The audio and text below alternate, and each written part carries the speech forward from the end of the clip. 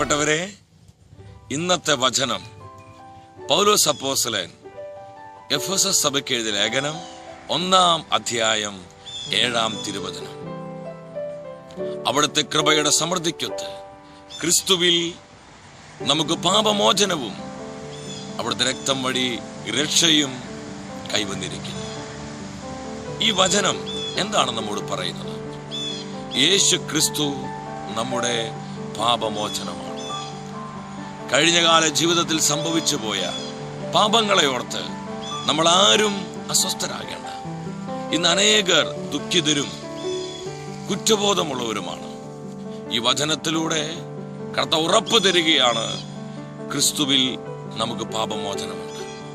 യേശുവിന്റെ രക്തത്തിൽ നമുക്ക് സമ്പൂർണമായ രക്ഷയുണ്ട്. ഈ വചനത്തിൽ പൂർണ്ണമായും വിശ്വസിച്ച് നമുക്ക് പ്രാർത്ഥിക്കാം. പൊന്നു കർത്താവേ, അങ്ങ് നൽകിയ പാപമോചനത്തിന്റെ അത്ഭുത ശക്തിയാണ്. അങ്ങയുടെ രക്തത്തിലൂടെ ഞങ്ങൾക്ക് ലഭ്യമായ രക്ഷയുടെ അനുഭവത്തിൽ നാൾക്കുനാൾ വളരുവാൻ, ജീവിക്കുവാൻ ഞങ്ങൾ അഭിഷേകം ചെയ്യണമേ. പരിശുദ്ധാത്മാവെ വരണമേ. അനേകമായിരങ്ങളിൽ, അനേകം കുടുംബങ്ങളിൽ അഭിഷേകത്തിയായി കത്തിപ്പടരണമേ. യേശുവേ നന്ദി, പിതാവേ നന്ദി, പരിശുദ്ധാത്മാവേ നന്ദി. ഈ വചനത്തിന്റെ അഭിഷേകത്താൽ നമ്മെ പൂർണ്ണമായും കർത്താവ് സമൃദ്ധമായി അനുഗ്രഹിക്കട്ടെ.